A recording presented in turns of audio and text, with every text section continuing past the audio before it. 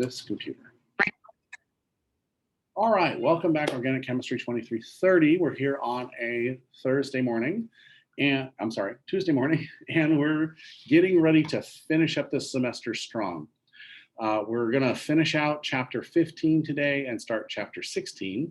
But let me bring some stuff to your attention here, is that we have, according to our new lecture and lab schedule, we have this week, which is our 13th week, to finish up chapters 15 and 16. So we're on schedule for that.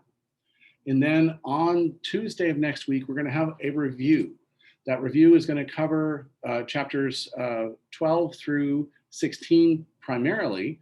And then I'm also going to start to do the review for chapters 1 through 11. Okay, because after our exam on next Thursday, our next meeting will be on Tuesday, May 6th at 11 a.m. for our final.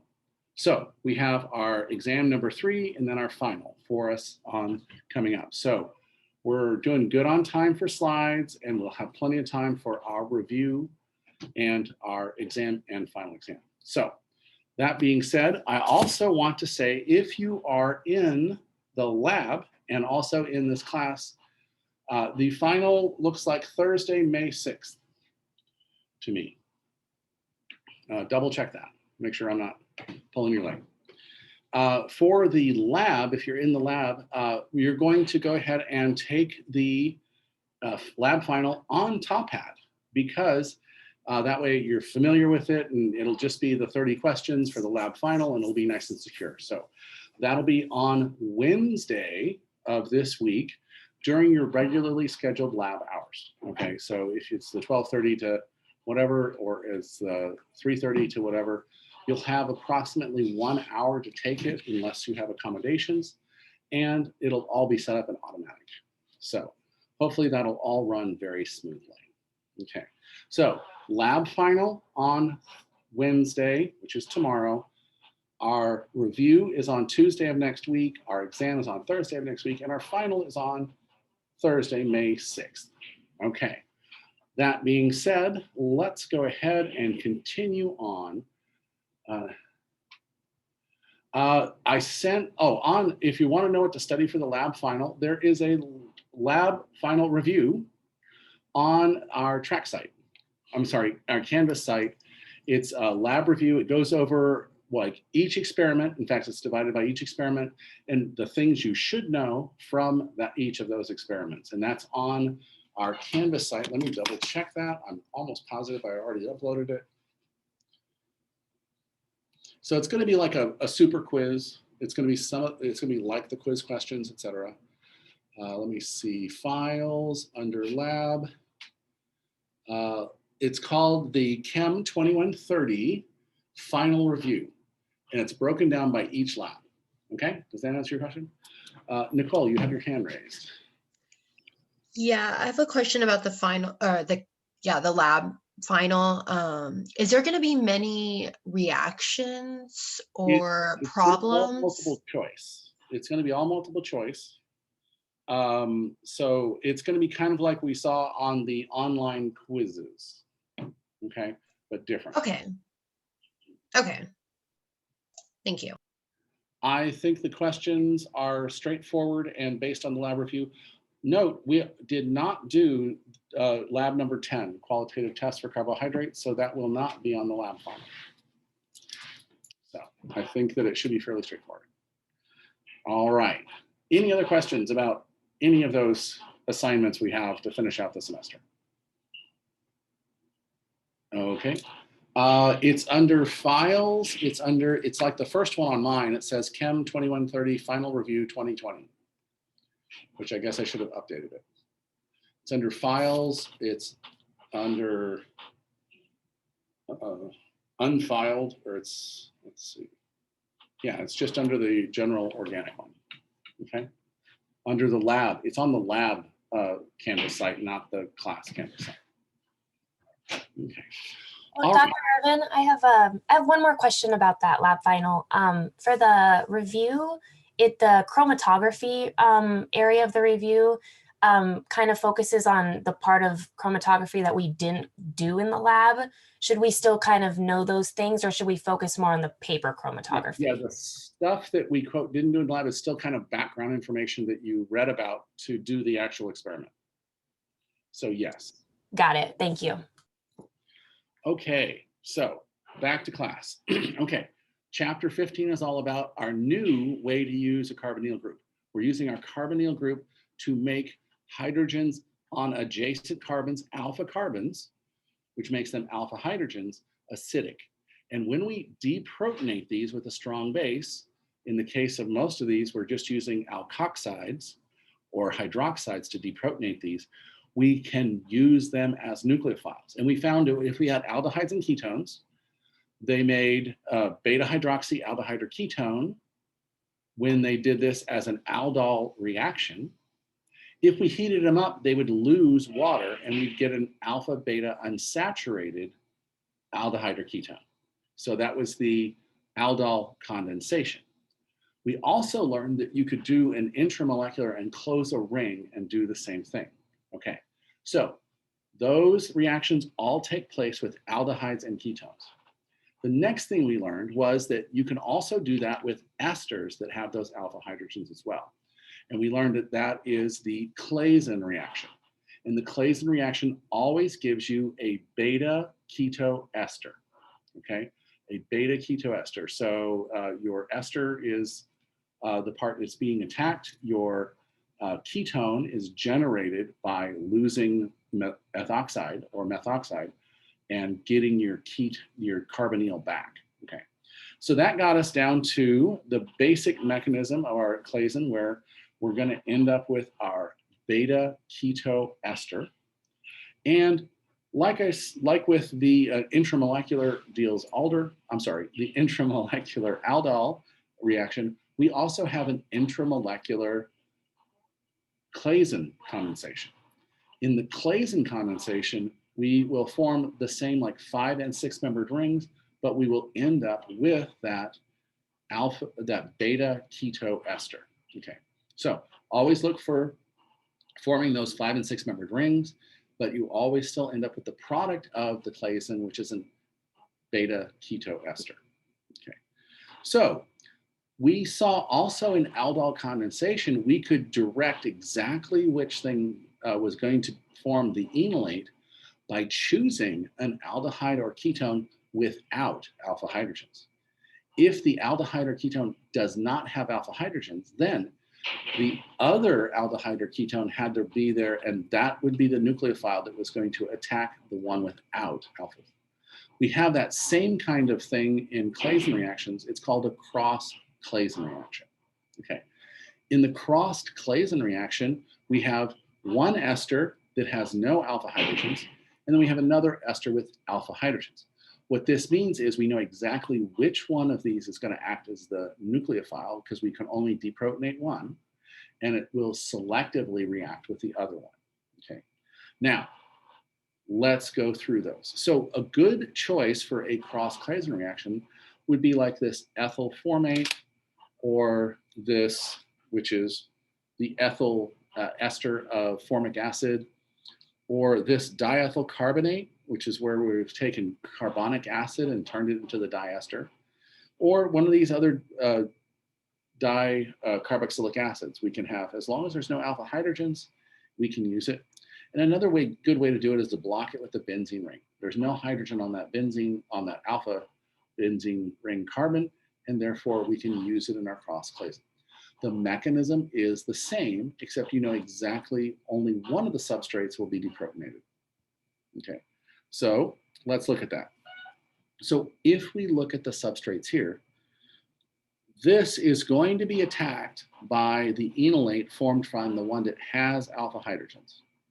Right here, alpha hydrogen, okay, which means the one that you're going to attack ends up being the ketone, okay? The ester is left on the one that was the nucleophile. The ketone is the one it attacked. So you can say specifically which ketone you're going to get from this and which ester you're going to have from this, okay? So notice that this is the one with the alpha hydrogens. We're going to form the enolate here. That's going to attack here and lose this. That's why this gives us the beta ketone. And the thing that was the nucleophile still has its ester and whatever other group it had. So now we have a very specific reaction where we can choose which of the ketones we want. Okay. So like before, it is base promoted, saponification or removing of base is base supported. And that we can also have an acid way of doing a transesterification, okay? Beta keto acids and dicarboxylic acids readily undergo decarbonylation with mild heating. On chapter 13, the last 5 slides of chapter 13, we talked about decarbonylation of beta keto acids and beta and the dicarboxylic acids. Okay, we can use that to our advantage in these Claisen reactions as well. Okay, so in the case of the Claisen reaction, because the product from these reactions is a beta keto ester, all we have to do is clip off the alcohol and that turns it into a beta keto acid. Okay, so when we form the enolate here, it's going to attack another one here, giving off the ethanol. And now we have our beta ketone and our ester. Okay, so if we were to hit this with base or acid to clip off this group here, we could then form a new product. Okay, so the Claisen reaction sets us up for that decarbonylation. The first thing we have to do, though, is we have to take off that ester and get it to be a carboxylic acid somehow. We can use acid hydrolysis, which is catalyzed, or we can use base promoted. Remember, we have to use an entire equivalent of that and then re-acidify. Either one of those mechanisms will get us to this beta keto acid. And once we have that beta keto acid, all we have to do is rearrange it so that the single bond is here and the double bond is to this oxygen here. And we have that 6-membered transition state. When we have that 6-membered transition state, the hydrogen's transferred, the CO2 goes away, and then we move the hydrogen back to regenerate our ketone. So notice how this made a really nice symmetrical ketone starting from a 3-carbon carboxylic acid ester. Okay. All right, so questions on that? Do we see that because in chapter 13 we had to have a beta keto acid to do the cyclic the decarbonylation, and the Claisen reaction sets us up for that by giving us that beta keto ester. Okay. So let's use that to make something, okay? So if we were going to try to make this compound here, and we were going to use a Claisen reaction. Now, because we're starting with benzoic acid here, I think we're actually going to use a cross Claisen reaction. Because if we make the ester of this, it doesn't have any alpha hydrogens. So we are going to have to figure out what the other group is going to look like so that we can have it on there. Okay, so all right. So let's wrap our heads around this. Okay, so we're gonna wanna make this into an ester. So one of the reactants is going to be this OET, okay. So we have to convert that to the ester. So the other one, the one that forms the enolate, is the one that's going to attack that benzene, which means that this other fragment here had to come from the ester that formed the enolate. Okay. Now, to back up one step, let's figure out where that carboxylic acid had to be to make a beta keto acid, right? So if we back it up here, we couldn't have our CO2 over here because that's 1, 2, 3 carbons away. That's too far away. Okay, so we have to figure out where our acid's going to be. So we want to do it where we have, okay, if this is our beta right here, if this is our beta right here, that means this is our alpha, okay? Because it has to be this alpha because it's the only one with hydrogens on it. It can't be this one because there's no hydrogens on it. That means that directly attached to that alpha carbon had to be the CO2 we lost. So that means that we had to have the CO2 has to be right here to do that alpha beta, that beta decarboxylation, that beta ketone decarboxylation. So see how this is going to give us our CO2 and it's attached to that alpha carbon. Okay, so what does that mean? What is our starting material? Well, in our Claisen, we know we made this bond right here. That's the bond where our enolate, which is our anion here, attacked our carbonyl compound here. So that means we have to back up one step and say, oh, our carboxylic acid had to look something like this. So our carboxylic acid had to look like this, oh, and we had to start with an ester. So we're going to put an ET here. So that means our starting material for this reaction has to be with an ester on that alpha carbon with that coming off. Okay, do we see how, because of the Claisen, we knew that the ketone, the carbonyl, has to be in the beta position. We knew that the CO2 had to be on the alpha carbon, which means our starting material has to be this ester of, well, let's see, it's going to be 1, 2, 3, 4 carbons. So it's methyl butanoate. ET. So we have a methyl group here, plus 1, 2, 3, 4 carbons. So methyl butanoate. It's also called isovaleric acid, but you don't need to know that. All right, questions?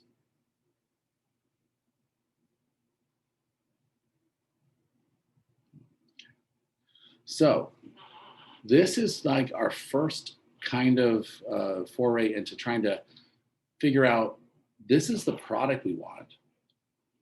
What do we start with to make it happen? And so we have to think of the reaction backwards. Okay. So the Claisen reaction is actually used extensively in a lot of different biological systems, and specifically used for when we have the acetyl group, the 2-carbon acetyl group, which is this this carbonyl plus a methyl group. This acetyl group is used extensively as a blocking agent and as a helping solubilizing agent in our system. And we get to use that. It's usually created in some of these Claisen or Aldol type reactions.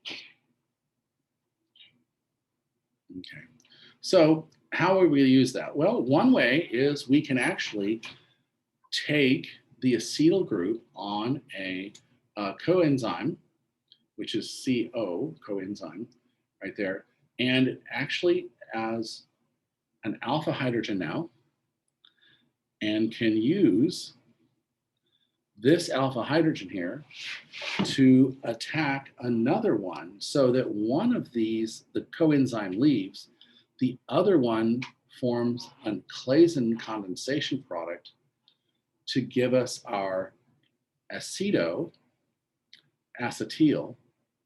coenzyme ester. Okay, so the Claisen reaction can be done in the presence of the pH in blood, and so we can actually form that enolate. On this side, it attacks one of these, kicking out the coenzyme and the sulfur, and giving us our final beta keto acid derivative of our coenzyme A. Okay. Now, you might say, okay, well, can it do it again? It's like, yes, it can do it again. However, when it does it again, because of, we're going to form the enolate here again, it's going to attack this carbonyl because it is more electropositive because this has a sulfur on it. And instead of doing that reaction where you get the ketone back, you actually end up with the alcohol added to it. And notice it hydrolyzes off the enzyme after it's done. So this is the methyl group from here. This is the carboxylic acid that was attached to the coenzyme. And we've generated an alcohol in the process. Okay. And because we do it enzymatically, we only get one stereoisomer. For this one, we actually get the S stereoisomer. So that's really kind of cool that this Claisen, it looks like you have to do under really rigorous conditions to make these enolates.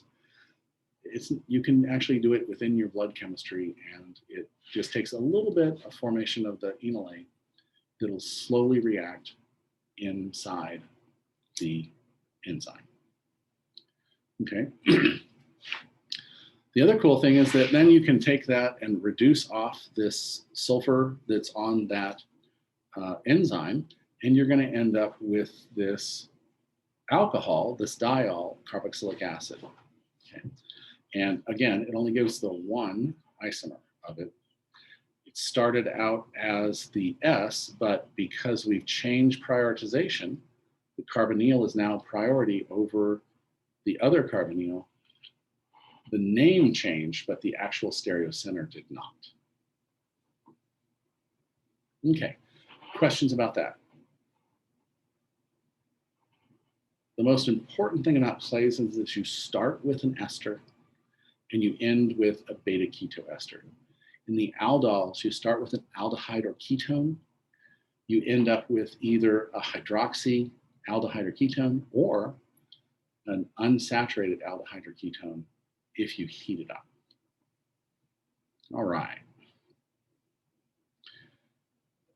And then, oh, so yeah, that is transferred in ATP. Okay, so another thing that you can do with that malevolate ester is it'll actually be able to, or it's hydrolyzed by an enzyme to give you the deprotonated diol from that system. Okay. I don't know a lot about the biochemistry, and if you take the follow-on biochemistry, I'm sure that they will be able to teach you about that. Okay. So, all right. So, we made an enolate.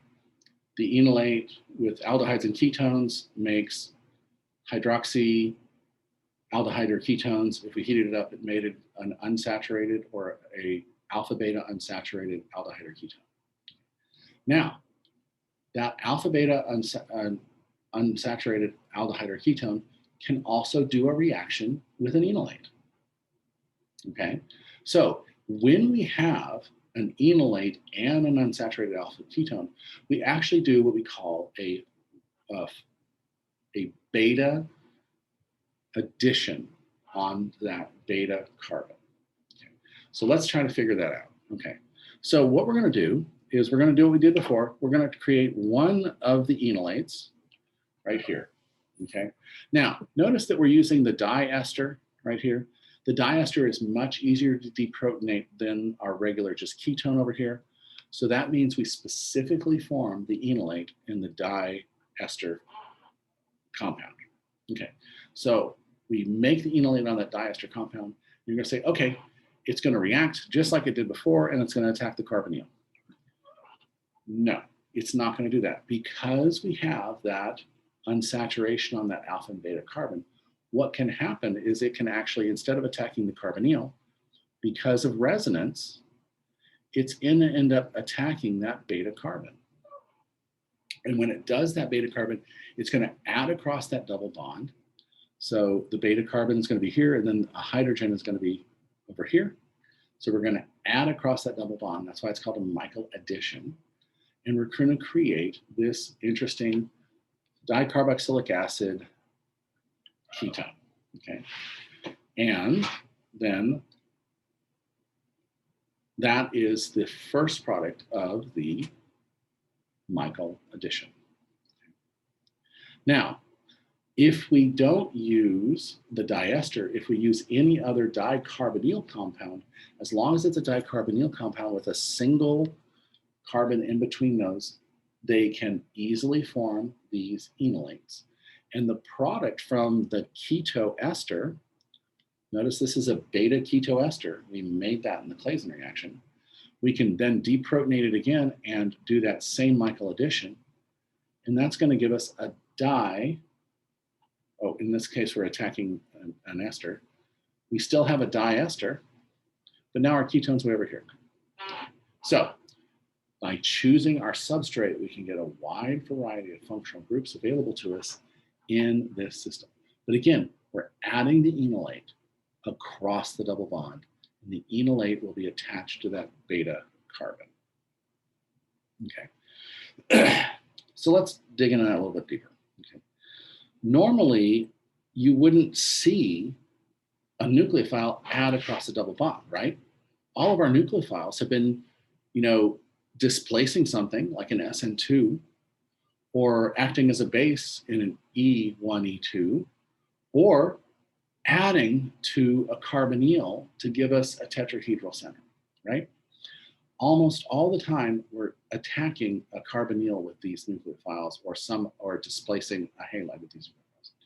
Okay, so why does it work? Well, I said before, because of resonance, you have some electropositive or partially positive character on that beta carbon. So let me prove to you that by using resonance to show you where it is. Okay, so this is what we think our material, this is how we draw it right here. We have our carbonyl, we have 2 lone pairs on our oxygen, and we have our double bond, right? So if we were to take these electrons from the double bond and move them up to the oxygen, that's not too bad. It's an electronegative atom, and it can do that. It would generate a positive charge on that carbonyl. Remember, all carbonyls, that is one of the resonance structures available to it. However, in this alpha beta unsaturated ketone that we're looking at here, these electrons can come in here, giving you the positive charge on this carbon. So by resonance, we spread that positive charge over 2 carbons, and our nucleophile has a chance to attack this positive charge or this positive charge. Because of sterics, because we have this dicarbonyl compound, it will attack that beta carbon first. Okay, so that's the driving force for our Michael addition here. We have resonance that gives partially positive character to that beta carbon, and we have sterics from the diketone we made, or the dicarbonyl compound we made the enolate from, driving it to do the addition reaction instead of attacking the carbonyl. Okay, so what makes a good Michael reaction? Okay, a good Michael reaction either has an unsaturated aldehyde, an unsaturated ketone, or an unsaturated ester. Notice all of these are attached directly to a carbonyl compound. That's because by resonance, we get the partially positive charge on that carbon of the carbonyl and of that beta carbon. Okay. Now, the other thing we need is something that is easier to deprotonate than any of these species here. Okay, so for example, you could actually make the enolate out of that side there. So what we want to do is we want to make the enolate out of a dicarbonyl compound. In this case right here, it's a beta diketone. In this case here, it's a beta keto ester. In this case here, it's a diester, a beta diester. Now, notice we can also use nucleophiles like amines to do it. And that's a slightly different reaction, and I'll show you that too. Okay, so the requirements for a Michael addition are an alpha beta unsaturated aldehyde ketone or ester, and then you have to make the enolates from some dicarbonyl compound or use nitrogen. So what's the first step in the reaction mechanism? Well, you deprotonate the dicarbonyl compound to create your nucleophile. In this case, it's our enolate ion as our nucleophile. The second step is when we have our nucleophile attack the beta carbon, giving us a resonance structure between having the negative charge on oxygen and a negative charge on this alpha carbon. Okay, that alpha carbon is more basic than our other material here, and therefore it's going to want to steal a proton. So it's going to steal a proton in the next step from our base, and that gives rise to our, wait, that's backwards. So, okay, so it's having, this is in resonance here, but we're protonating the oxygen first. When we protonate the oxygen, that gives us our enol form. Okay. And what do we know about enols? Okay. Enols are in equilibrium with their keto form, and the keto form is more stable. So what we're going to do is we're going to move that hydrogen over to that alpha carbon and regenerate our carbonyl compound. Okay, so that's our enol keto tautomate. Now notice that now we've added that hydrogen to the alpha carbon, we've added the nucleophile to the beta carbon, completely eliminating our double bond. Okay, so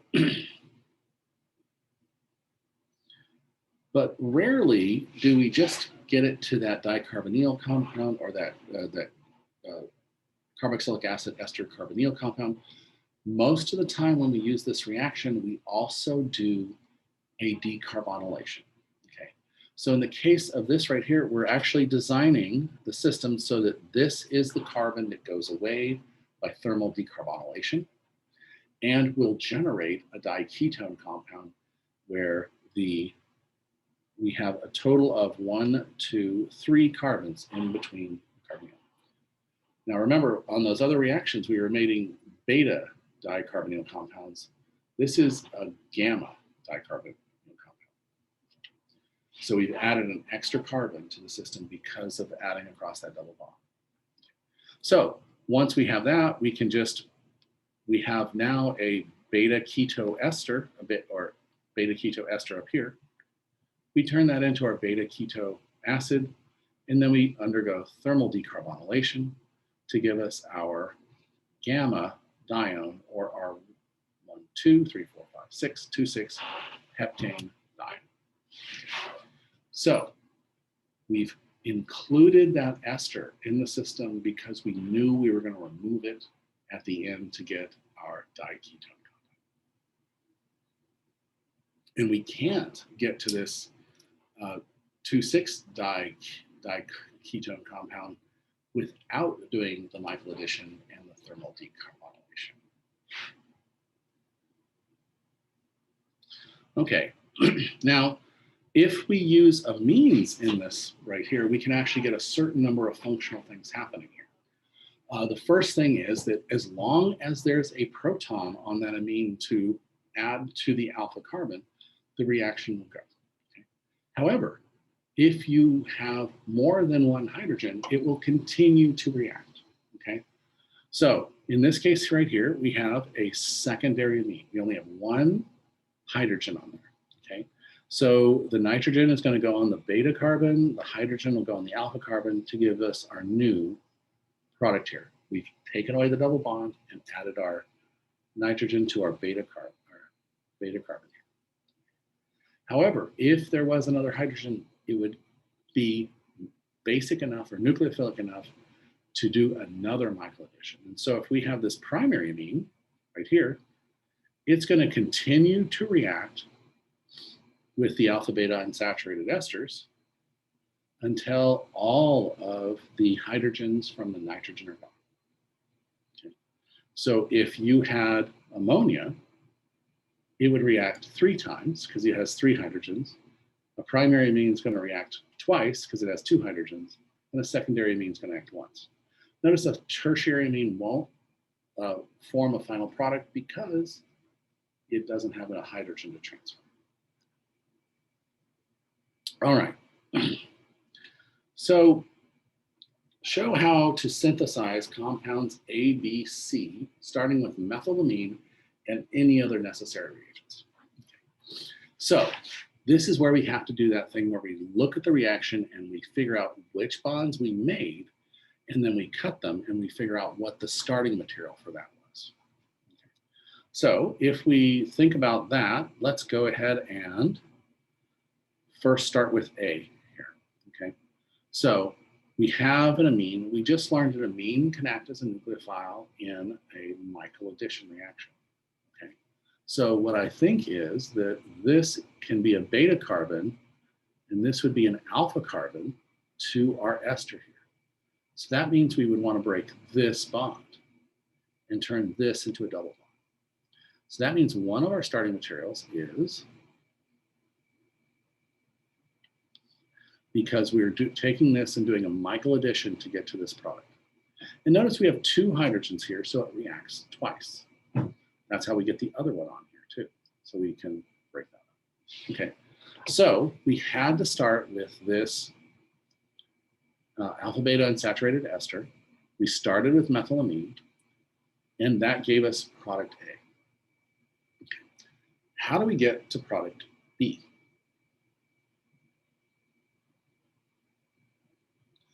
So we had to do something else, right? We had to, we needed a total of 2 carbons. So maybe we can take methylamine and deprotonate it and attack at this site here to give you a nitrogen with a methyl group and a nitrogen with a methyl group here. And then go through a decarbonylation reaction. Remove that carboxylic acid from each side using a thermal decarbonylation reaction. Or, gosh, how would we do that? We'll have to make a ketone. If we make one of these, an enolate, it'll do a cyclization to give us a beta keto ester, and then we do a thermal decarbonylation to remove the other system, to remove the ester, and that would give us our other product. So what we're looking at is figuring out which bonds were made, backing up, and figuring out what the starting material was. Let's do that again. But we're going to show you how to synthesize this using those different reactions here. So we're going to do a aldol condensation to make our alpha beta unsaturated ketone. I'm sorry, to make our unsaturated aldehyde. So we took our aldehyde here, deprotonated here, reacted with one of itself. That gives us this plus an OH, but then we heated it up, and so that it formed our double bond. That's our aldol condensation. Okay. Then, looks like we've converted our aldehyde to a carboxylic acid. So I think that we would have to do some kind of oxidation reaction here. So if we did an oxidation reaction, we could do something like, chromic acid, because it's going down to carboxylic acid. Then we took that carboxylic acid and turned it into an acid chloride. We have a reagent for that. We use thionyl chloride for that, SOCl2, learned in the last chapter. And then we react this with ammonia to get to our amine. And then we reacted this with our peracid to turn our alkene into an epoxy. Okay. So that covers reactions from chapter 15, chapter 13, chapter 14, and chapter 9. Okay, but I won't do this for a test. I would just want to show you that chemistry can be quite elegant in what we're doing. All right, questions on aldol condensations or enolates in general? Okay, we're not gonna, no, we're not gonna do that.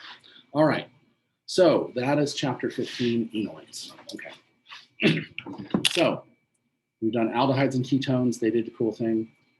We've done the carboxylic acids themselves and then their derivatives. And now we've gone to enolates, all of which function with that carbonyl. And that carbonyl, that partially positive carbon, that partially negative oxygen, play a role in each of these reactions, okay? In our aldehydes and ketones, we saw addition products because we didn't have a good leaving group. In the carboxylic acids, we saw substitution products because we did have a good leaving group.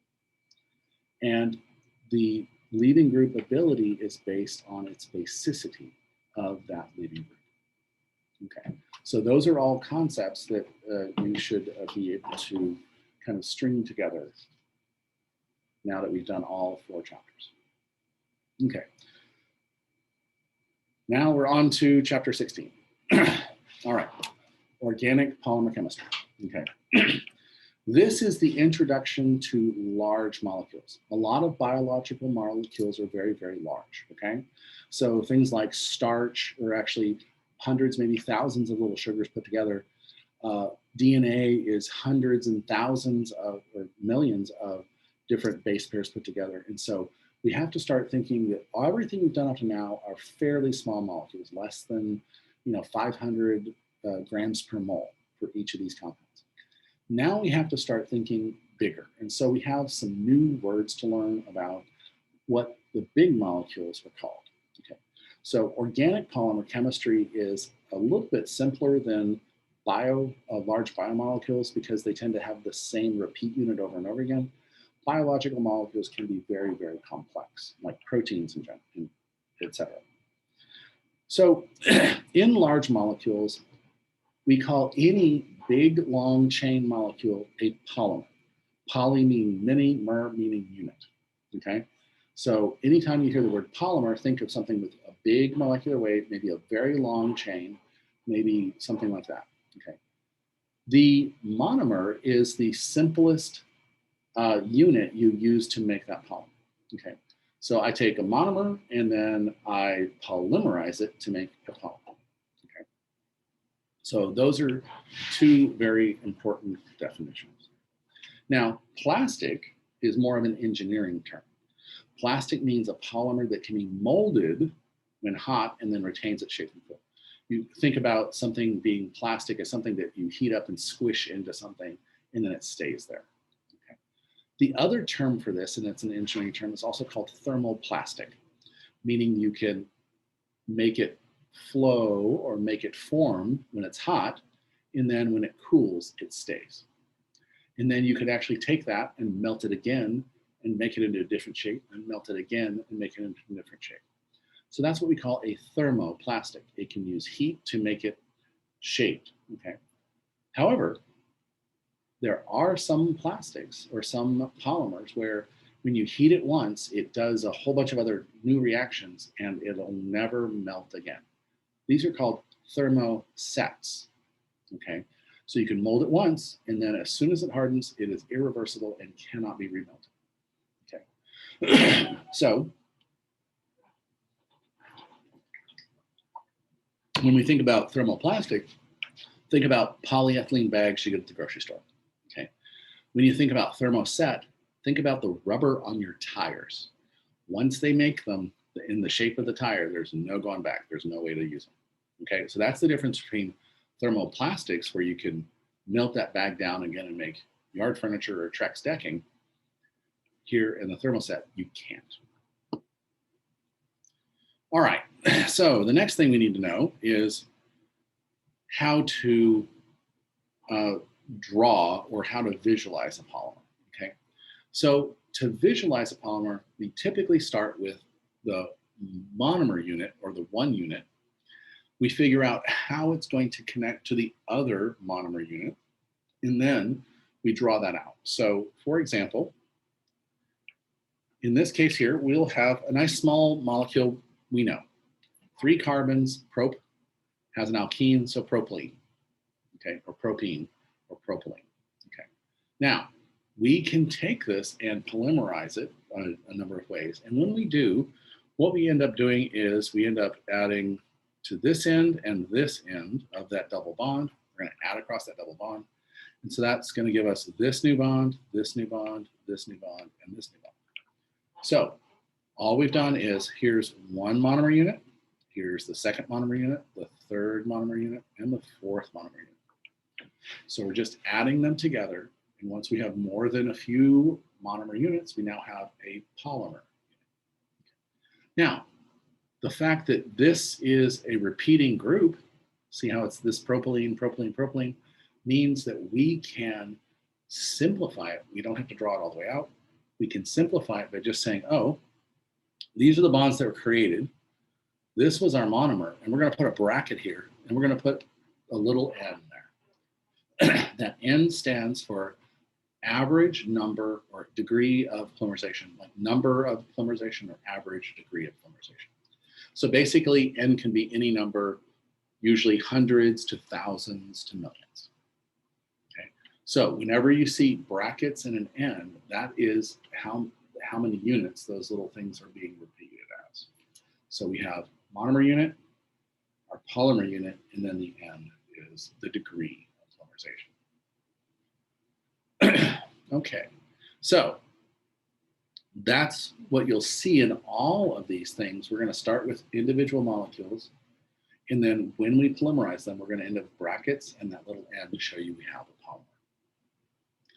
Okay, so naming things is kind of not necessarily IUPAC. Most of the time when we name things, it's named for an engineering word, and it's usually based on whatever the monomer was, okay? So we take whatever the monomer was and add the word poly in front of it. So for example, when we have this molecule right here, we learned in the aromatic ring section that this was called styrene. And one of the reasons we learned styrene is because if you make a new bond here and make a new bond there, add across it, you get polystyrene. Now, polystyrene is most familiar as the coolers you put beer in, the little white foamy stuff that crinkles, it has that weird squeaky noise. That's polystyrene. And it's very useful when they blow it up and expand it as a foam, as an insulator. Now, let's move to a different monomer here. Let's move to, this is ethylene with a chloride on it, but the engineering term is called vinyl chloride. This is the vinyl group, and this is the chloride group here. So when we polymerize it, it's called polyvinyl chloride, or PVC. You'll mostly recognize PVC as the white pipe or gray pipe at Home Depot or Lowe's. That's PVC, but it can also be very rubbery and clear if you add stuff to it. And I'll talk about plasticizers in a little bit. All right, so do we see how we name it? We take whatever the monomer was and put poly in front of it. All right, so I said at the beginning that you have a polymer chain and it can go out and extend. Well, rarely is it that simple. Usually you can get what we call branches, where you have an impurity and it starts making two chains and they start growing off in different directions. So we can have a linear polymer where it's all in one chain, or we can start having impurities that branch out, and that's called a branched polymer. Now, if you have a fixed point where you have a chain growing off at a fixed place each point in the chain, so it's at a regular structure, we call that a comb polymer because it starts to look like a comb. And then if we add another polymer to the other end of that, that would be a ladder polymer. Or if we started all from the center and started growing out several chains from the middle, it's called a star polymer. And the thermosets are more like this, or we call it a crossed link network. We have so many polymer chains reacting with so many polymer chains that there's no way to redissolve it. And then, interestingly enough, you can actually have branches on your star. If you have branches on your star, it's called a dendritic polymer. Okay. So the idea here is that you can design it to do these things, or you can have it accidentally happen. But most of the time, polymer chemistry can be designed to be linear, branched, ladder, or star, or any of these structures, actually. Okay, so that's morphology. What's next? More morphology. Okay, so when you have small molecules, it's pretty easy for them to form crystals and get order. So they line up in a certain way based on what kind of intramolecular interaction they have. It's dipole-dipole, van der Waals, or hydrogen bonding. It'll make solids that are based on an interaction. However, because polymers have so many long chains, it's hard to get them all to line up. But polymers tend to crystallize as they cool, but because they can't line up everything, rarely do you have the entire polymer in a single crystal. Okay, so you have little teeny sections of crystals, and we call those crystalline domains. And the little space in between those little crystals that have formed are called amorphous domains. So you do have some sections that are crystalline, but there's no way to line all the crystals up to get a single crystal. And therefore we have amorphous or non-crystalline domains and crystalline domains. Okay, so what does that look like? Well, it looks kind of like, so we'd have a little polymer going off here, and then it kind of lines up with a few polymers here, and then it goes off over here and lines up with a few polymers here, and then goes off over here and lines up with a few more polymers here. And then another one's going to do the same thing. So we have sections that are forming crystals, but then we have sections that aren't. So the sections that form the crystals are the crystalline domains. The sections that don't form it are the ones that give it the rubberiness to it. Okay. So if you have a whole bunch of crystals in the system, you're going to have strong intermolecular forces because it will seek out to form that crystal with that strong intermolecular force. Okay. The other thing is, as the crystallinity increases, the polymer becomes more opaque. Okay. So there's the term you've heard, crystal clear. That works in small molecules, but it doesn't work in polymers. The less crystalline a polymer is, the more clear it is. The more crystalline a polymer is, the more it scatters light from just having small little crystal domains and gives it an opaque look. Okay, so that's one of the really unusual things about polymers that's different from small molecules. Okay, so if we have a really highly amorphous polymer, one that doesn't have very many doesn't have very many crystal domains at all, we call these glassy polymers because they look like glass. They're much more transparent. Glass has very few crystals in it. It is kind of an amorphous collection of silicon molecules. Well, in the case of polymers, the more amorphous it is, the fewer crystals they have, the more transparent it becomes.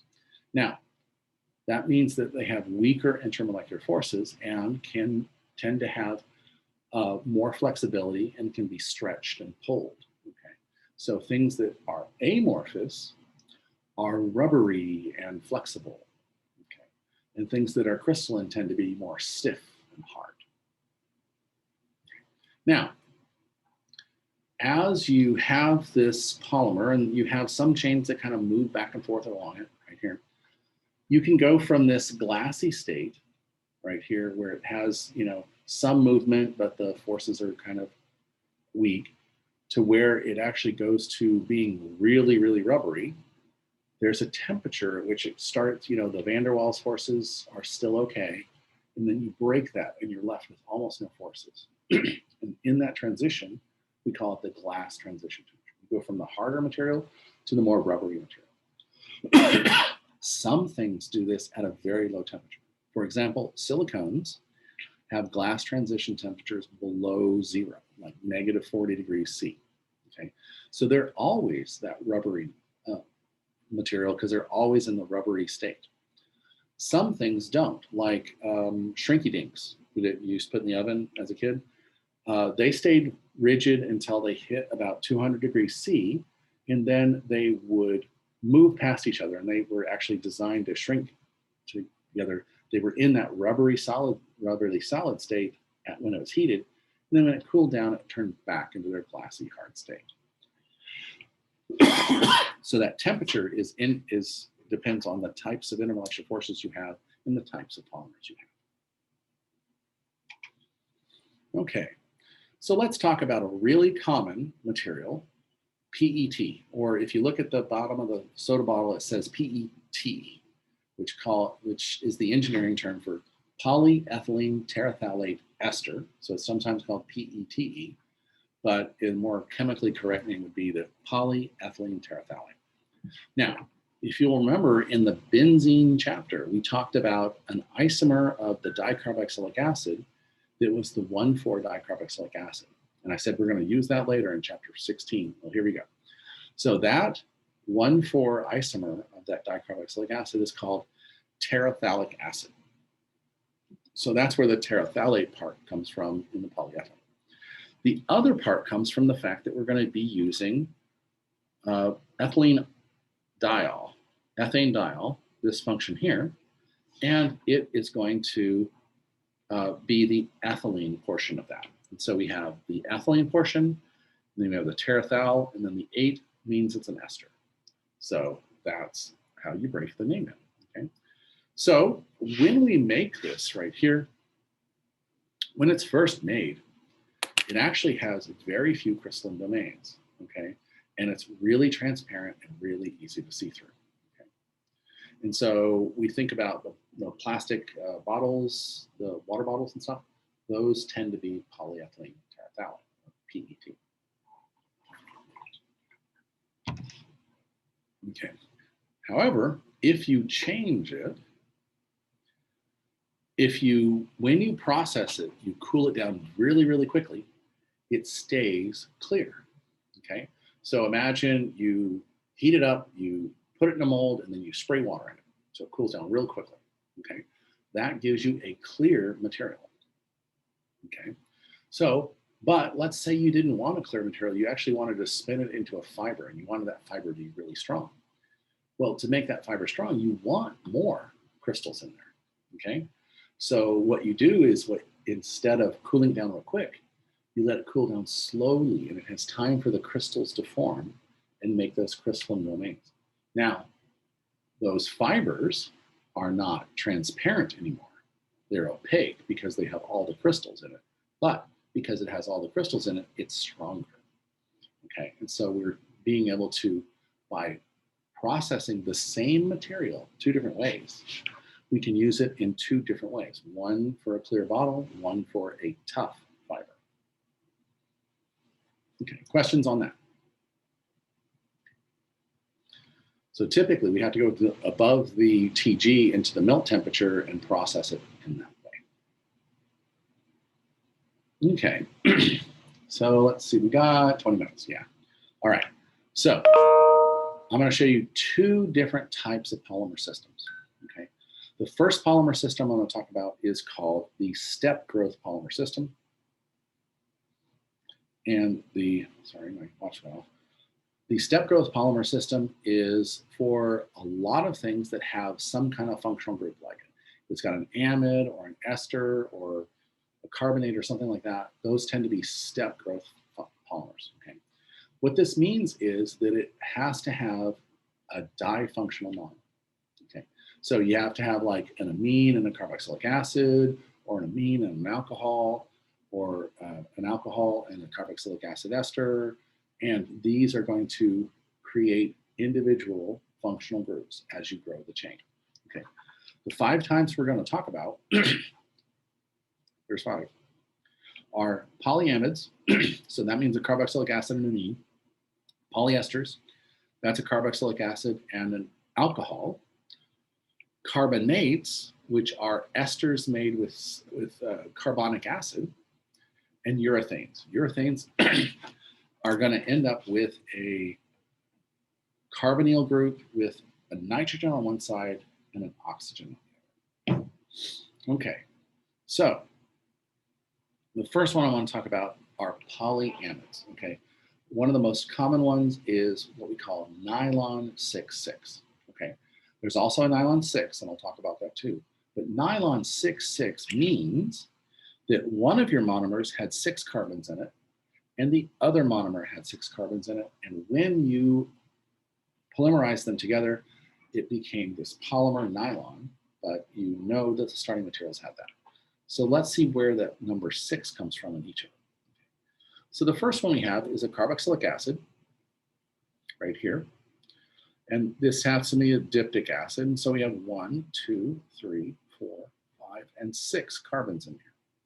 So that's where the first 6 comes from in nylon 6,6. Now the other thing is, well, we have to have 6 more carbons. So our diamine here has 6 carbons.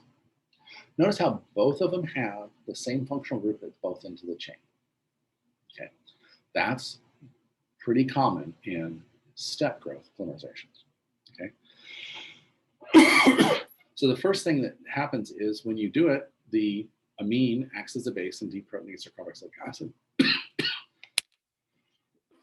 Excuse me.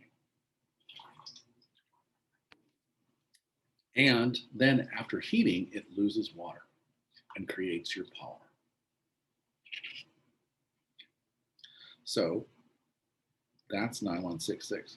But you can also do it. Oh, why is nylon 6,6 so popular to use? Well, because it can hydrogen bond between the different chains, it makes it very, very strong. And if you are, when you're forming the fibers, pull them to 4 times their original length, it actually increases the crystallinity, increases the strength, and makes them very stiff.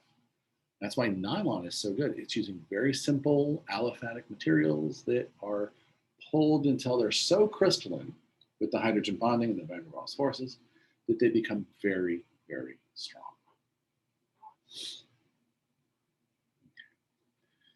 And another thing, a reason nylon 6,6 is used extensively is because you actually make both monomers from benzene. And benzene is a product of the petroleum industry that can be used as is. It's actually carcinogenic, so we prefer that they turn it into something else. So the way they make benzene into nylon 6,6 is you start with benzene, you reduce it down using catalytic hydrogenation, which takes a lot of heat and trust. Remember, it wants to be aromatized, so it's hard to do. And then once you get it down to the cyclohexane, you oxidize it to give you an alcohol. Now that you have that alcohol, you can get that enol keto tautomerism going and use nitric acid to clip open the ring and give you that dicarboxylic acid. Okay, we learned about being able to go to that enol keto, that enol form here in that, and that's where it oxidizes. And okay, and then so that gives us our dicarboxylic acid. Okay. Now the cool thing is that we actually use the dicarboxylic acid to make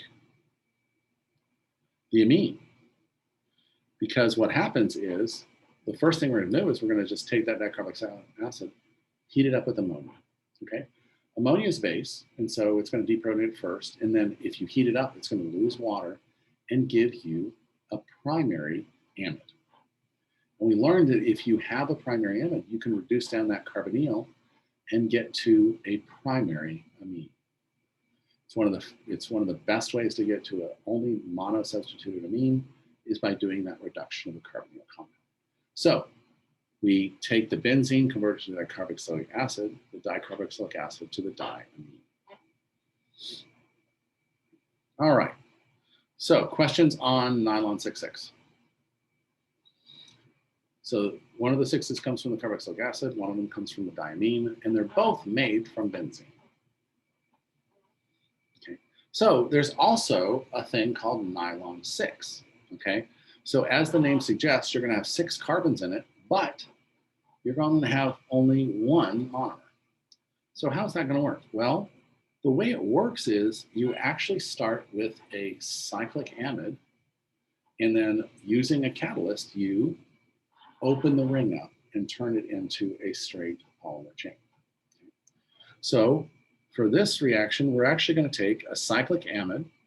Remember, all cyclic amides are called lactams. And this is the alpha, beta, gamma, delta. I don't know what capro stands for. But anyway, so we have 6 carbons total in our ring. So it's a 7-membered ring. So thermodynamically, it's not very stable. So it kind of wants to open up. Okay?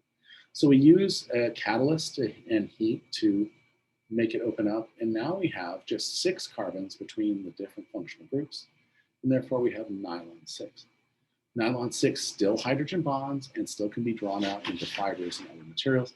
It just uses a different starting material.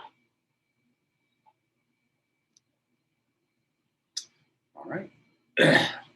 So there's another aramid. There's another aromatic amide.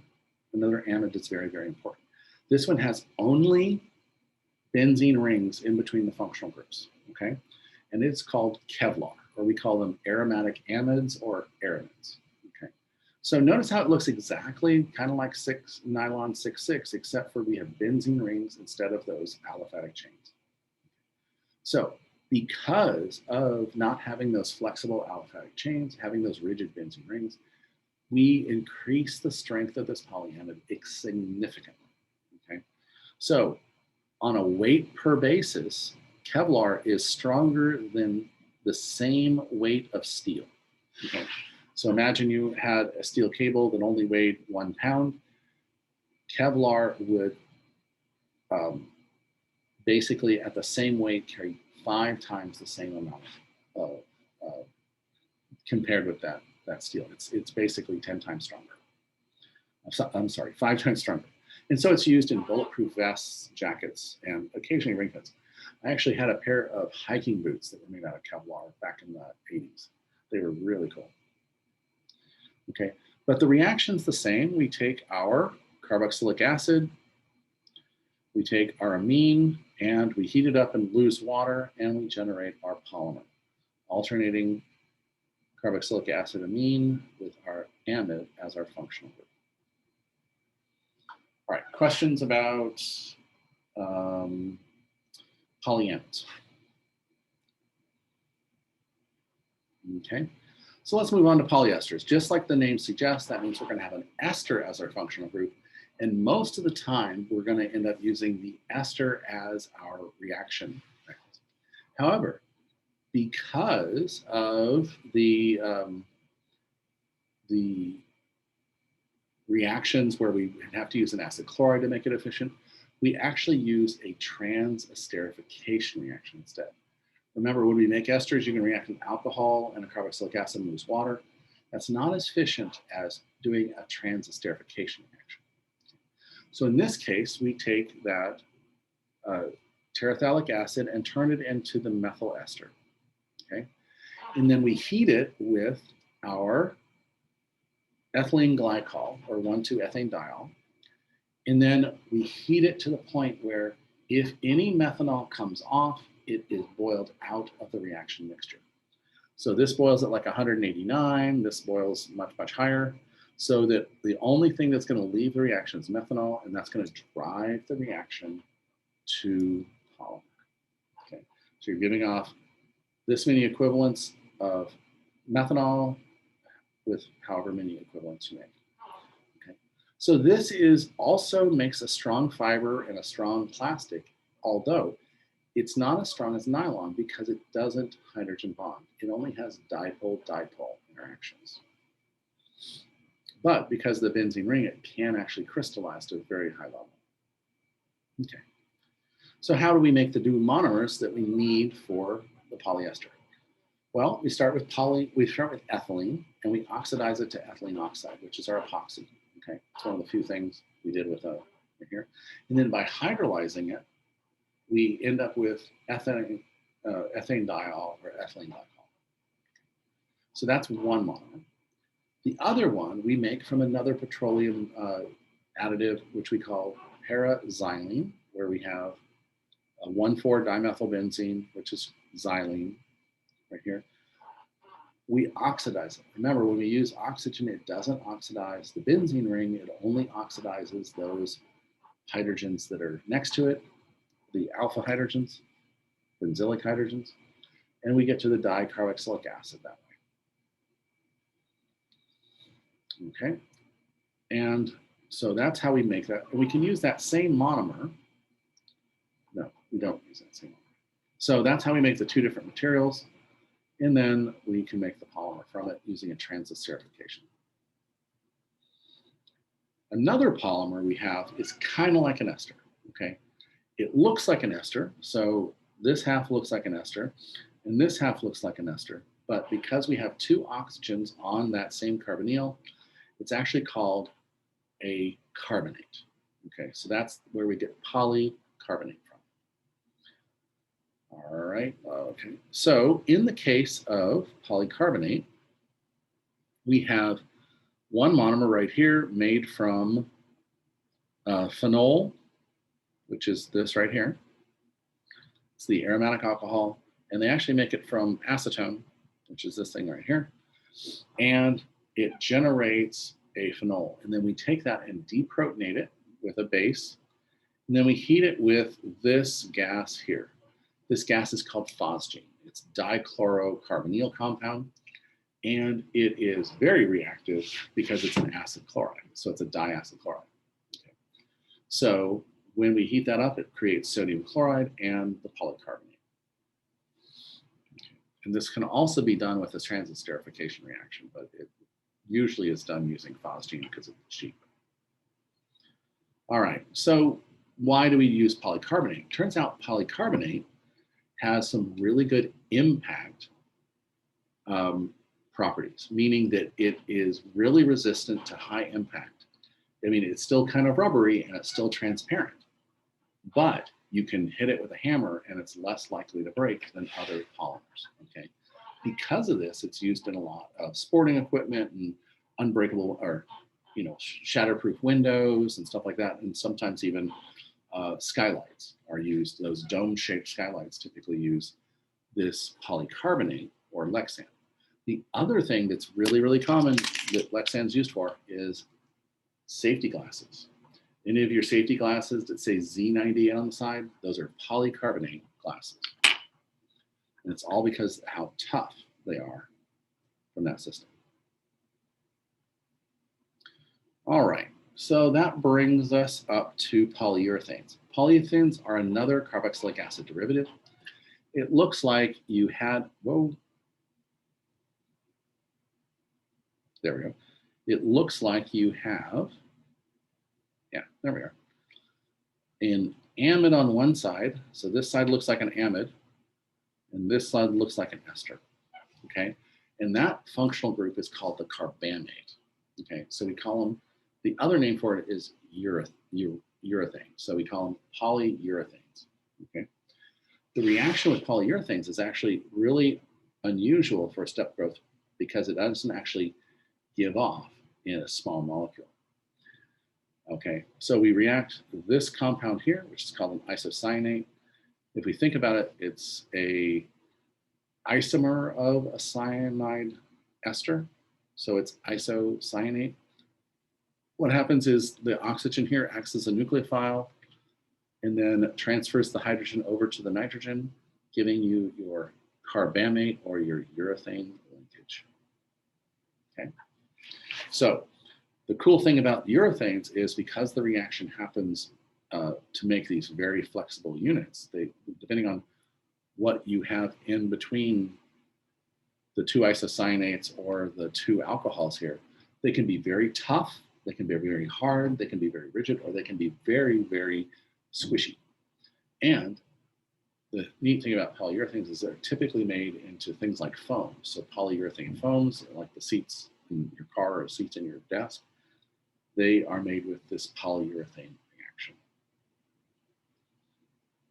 Okay, so the most common thing used is what we call toluene di isocyanate. And if we look at this, we have toluene in the middle, and then we have two isocyanates on either end, and then we use some polymer here in the middle that has at least two alcohol groups on it. So sometimes they have more, and that'll make a rigid foam or a rigid polymer. But if we use difunctional ones, they can be processed to make very strong and elastic fibers. Think spandex or lycra, okay? Those are polyurethane fibers where the polymer in the middle here is long and squishy. Okay. All right, now those are step growth polymerizations that all tend to be thermoplastics or at least reprocessing. The next set here is what we call a thermoset. Most epoxies are what we call thermosets because once you react them, they never go back. They never dissolve, they never are reprocessed. Okay. So typically they have at least 2, sometimes even more of these epoxy groups. And when they react with some kind of additive, they'll create a cross-link network or have multiple attachments between polymer chains and therefore create a very rigid and very strong material. Okay. These epoxy resins can be very thin liquids, like almost like water, to very viscous honey-like materials, so that you can make a wide variety of things from it. One of the most popular ones we use is using bisphenol A, that same monomer we saw in polycarbonates, and epichlorohydrin, which is the chloro version of the epoxy. And then that will add to that. Oh, I think I have structure here. Yeah, there we go. So we have epichlorohydrin here, and we have that same bisphenol A salt we had in polycarbonate. And what happens is that the phenol acts as a nucleophile and does a displacement of the chloride to give you the di-epoxy right here. This di-epoxy is then reacted with either amines or alcohols to ring open the epoxy and give you your epoxy resin. Okay. In this case, we're reacting it with a diamine, and that ring opens and gives you that polyamine with an alcohol on it. Now, we said that that's one of the few things that happens with epoxies is they ring open with nucleophiles. And in this case, we're using an amine as our nucleophile. Now, if you've ever had 2-part epoxy resin, there's going to be one side that's clearer and doesn't smell as bad, and one side that's yellower and smells worse. The yellower and smells worse side is the one with the amine in it, and the one with the other one, the more viscous one, is the one with the epoxy in it. So when you see 2-part epoxy, the stinky side is the one with the amine in it. Okay, and that's where I want to stop today because I want to do chain growth polymers all in one day. Okay, so if you have a question, go ahead and stay behind. I'm going to stop recording, and I'll see you on Thursday if you have to head out.